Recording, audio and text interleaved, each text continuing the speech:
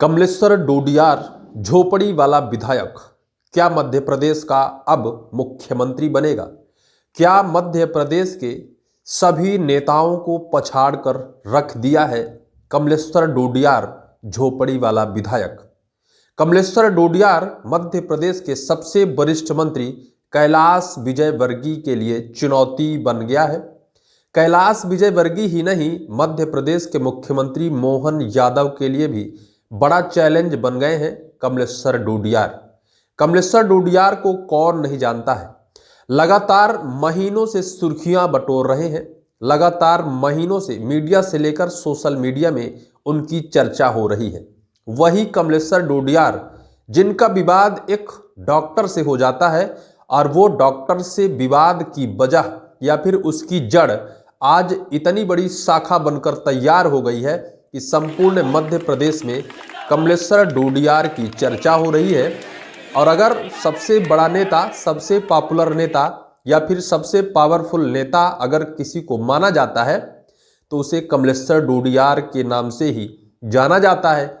वो तो पावरफुल तब हो जाते हैं जब अपने न्याय की लड़ाई की मंजिल पा जाते हैं, जब उसे न्याय मिल जाता है, जब उन्हें विधानसभा में बोलने का अवसर दे दिया जाता है।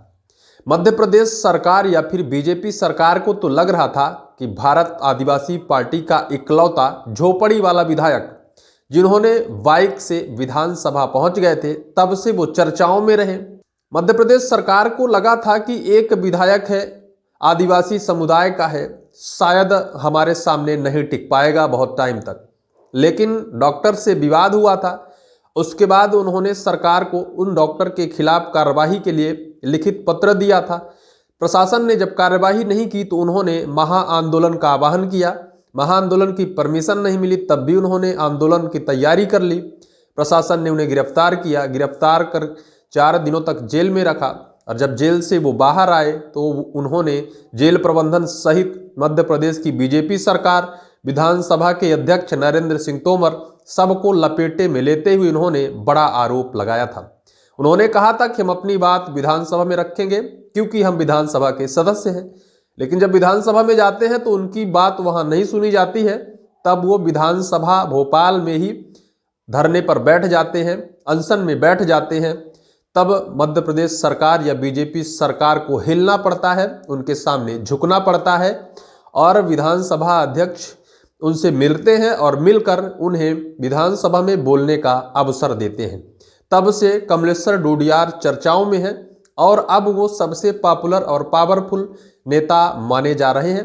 भले वो सिर्फ एक विधायक हैं भारत आदिवासी पार्टी से, लेकिन तब भी वो वर्तमान में सबसे पावरफुल हैं।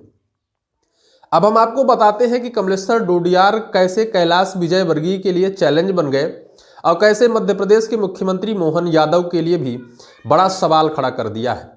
दरअसल मध्य प्रदेश के इंदौर जिले के एमपीपीएससी कार्यालय के सामने लगभग 4 दिन से स्टूडेंट धरने पर बैठे थे। उनकी कुछ मांगें थी।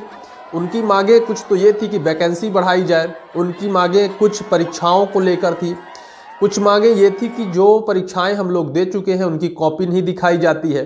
उनकी कॉपी हम लोग देखना चाहते हैं कि हम लोगों की गलती कहाँ होती है, हम लोग फेल कहाँ हो जाते हैं। इन सभी मांगों को लेकर एमपीपीएससी के स्टूडेंट एमपीपीएससी कार्यालय के सामने 4 दिनों से धरने पर बैठे थे। शासन प्रशासन उनकी नहीं सुन रहा था और ना तो उनके लिए कोई चर्चा या पहल की जा रही थी। कमलेश्वर डोडियार बीते शनिवार को यानी कल एमपीपीएससी कार्यालय के सामने बैठे धरने पर स्टूडेंट से मिलने पहुंचे और जब वो पहुंचे तो वहां कोहराम जैसा मच गया। ऐसा लगा स्टूडेंटों को उनकी मंजिल मिल गई, क्योंकि कमलेश्वर डोडियार जिस तरह वर्तमान में चर्चाओं का विषय रहे, जिस तरह उनके साथ अन्याय हुआ और अन्याय की लड़ाई लड़ते लड़ते उन्हें न्याय मिला, उस तरह जब कमलेश्वर डोडियार ऐसी परिस्थिति में वहां पहुंच जाते हैं तो उन स्टूडेंटों को एक पावर जैसा मिल जाता है।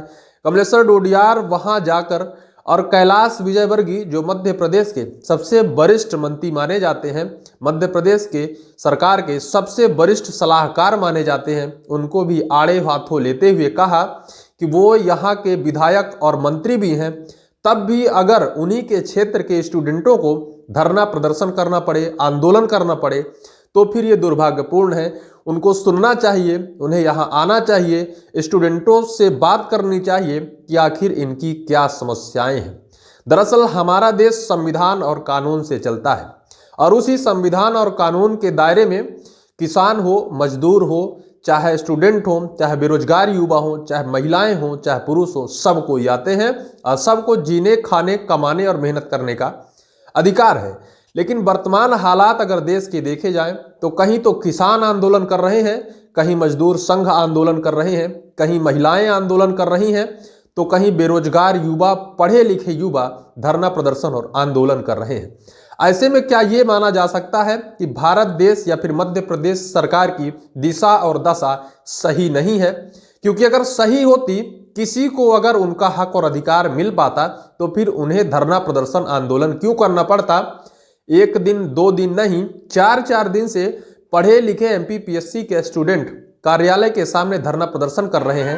प्रशासन और प्रशासन ना तो उनकी सुनने जाता है, ना तो उनकी पूछने जाता है, ना तो उनकी समस्याएं जानने जाता है कि 4 दिन से आप इस कड़ाके की ठंड में यहाँ कार्यालय के सामने धरना दे रहे हैं, तो आप क्या खा रहे हैं, क्या पी रहे हैं, आपको क्या अव्यवस्था हो रही है, क्या कोई जानना चाहता है? नहीं, कोई नहीं जानना चाहता है। उन्हें तो बस उस कसौटी में कसा जाता है कि ये परेशान होकर धरना प्रदर्शन और आंदोलन बंद कर देंगे। लेकिन वो पढ़े लिखे स्टूडेंट हैं, संवैधानिक दायरे में रहकर आंदोलन, धरना प्रदर्शन कर रहे थे।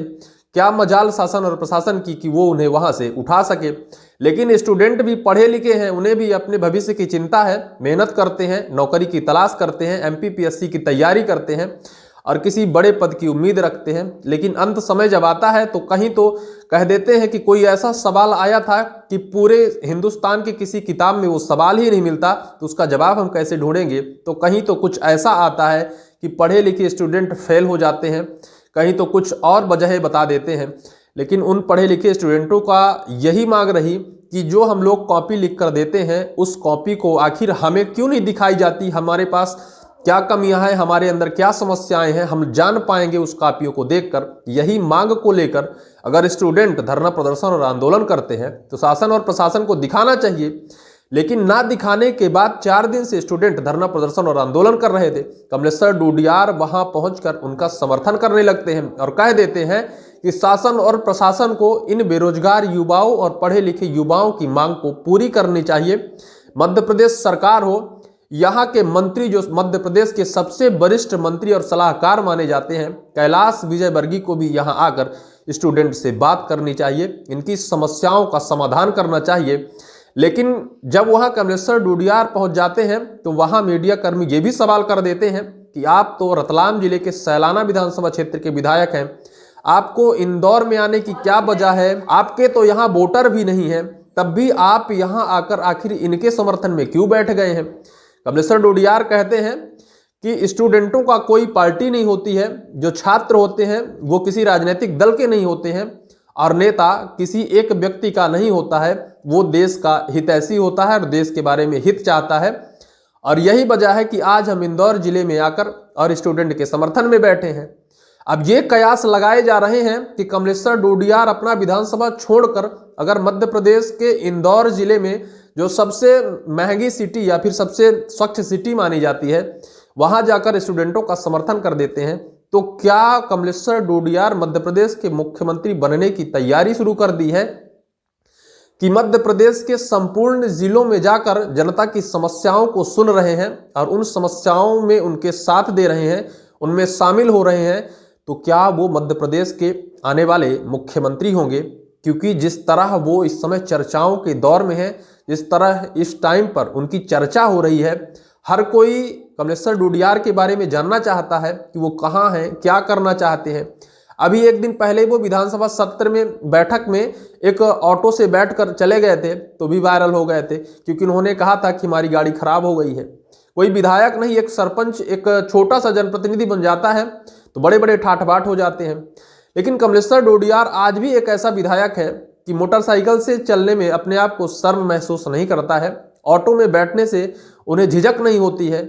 तो कहीं ना कहीं ये साफ हो जाता है कि वास्तव में जनप्रतिनिधि ऐसा ही होना चाहिए, जनता के लिए होता है, ना कि कोई जनप्रतिनिधि अपने शानो शौकत के लिए होता है, जो कमलेश्वर डूडियार से यह साबित होता है।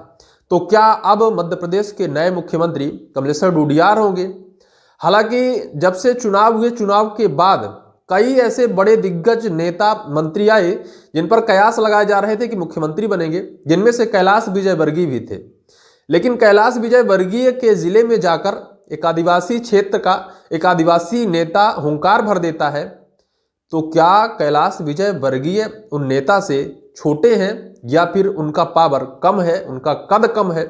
वहां की जनता कैलाश विजयवर्गीय को नहीं बुलाती है और ना तो कैलाश विजयवर्गीय जी अपने वोटर के समर्थन में जाते हैं। तो क्या जनता और कैलाश विजयवर्गीय के बीच के सामंजस्य सही नहीं है, रिश्ते ठीक नहीं है? क्या वजह है? क्या ऐसे ही नेताओं का कद बड़ा होता है या फिर ऐसे नेताओं का कद छोटा होता है? वजह आखिर क्या है? आगे क्या होगा? कमलेश्वर डूडियार को लेकर जिस तरह से चर्चाएं हैं, उनके भविष्य में क्या कोई बड़ा परिवर्तन होने वाला है? क्या मध्य प्रदेश सरकार में कोई बड़ी राजनीतिक हलचल होगी? अब ये तो आने वाले वक्त पर ही साफ होगा। लेकिन जो राजनीतिक सियासत चल रही है, जिस तरह हवा बह रही है, वो कहीं ना कहीं यह साफ जरूर करती है कि राजनीति में कोई बड़ा फेरबदल होगा, कोई बड़ा बदलाव होगा। और अगर ऐसे ही संघर्ष में जुटे रहे कमलेश्वर डूडियार, ऐसे ही जनता के हित में खड़े रहे, तो निश्चित तौर पर इस लड़ाई में भी वो विजय हासिल करेंगे। और अगर विजय हासिल करेंगे तो वो कहां जाएंगे, क्या करेंगे, किस पद के भागीदार होंगे, ये तो वक्त ही बताएगा। फिलहाल इस वीडियो में सिर्फ इतना ही। इस वीडियो को लेकर आपकी क्या राय है कमेंट बॉक्स पर जरूर लिखें। इस वीडियो में सिर्फ इतना ही। अगली मुलाकात अगले वीडियो में।